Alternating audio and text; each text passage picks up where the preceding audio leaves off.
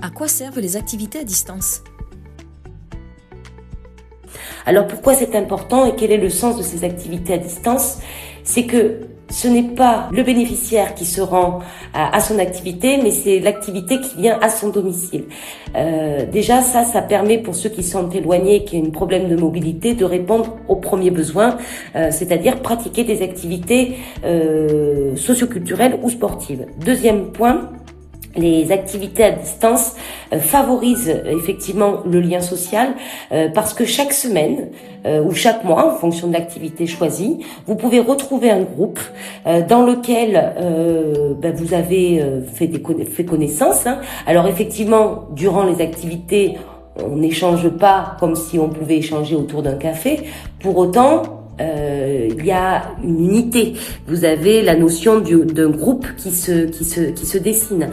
Certains bénéficiaires échangent même leur numéro de téléphone entre eux, ce qui leur permet de pouvoir ensuite, en dehors de l'atelier, échanger entre pairs et maintenir ce qu'on appelle le lien social. Ça permet de rompre la monotonie. Ça permet de pratiquer des activités sportives ou socioculturelles.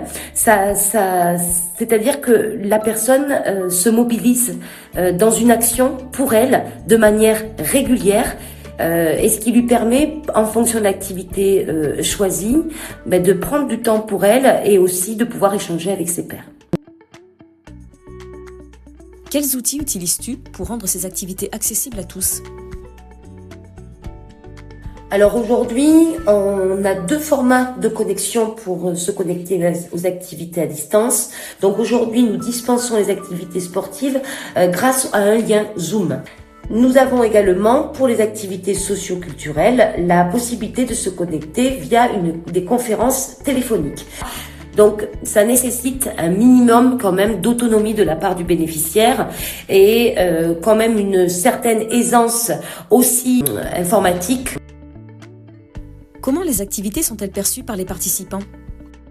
Alors ça va varier, ça va dépendre, mais de manière générale, les retours que nous avons, c'est qu'il y a peu d'offres en e-sport sur les secteurs où sont domiciliés certains de nos bénéficiaires, donc c'est un atout de pouvoir proposer des activités à distance et qui s'effectuent au domicile. Donc ça c'est un des premiers éléments qui nous est retourné.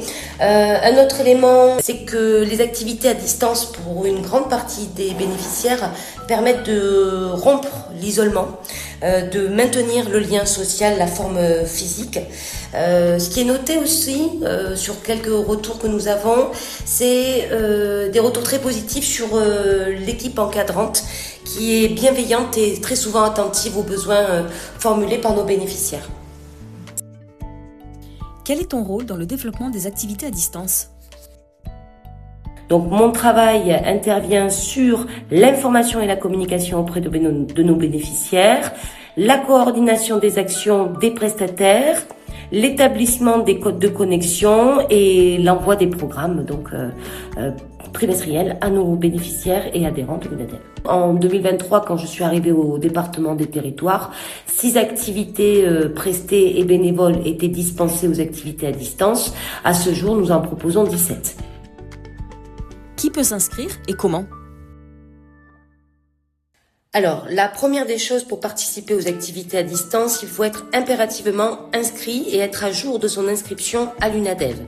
Le statut, peu importe, que vous soyez adhérent ou bénéficiaire, dès lors que vous êtes inscrit à l'association, vous pouvez bénéficier des activités à distance. Alors, on retrouve le programme des activités à distance sur la page internet dédiée aux ASSD, aux activités socioculturelles à distance.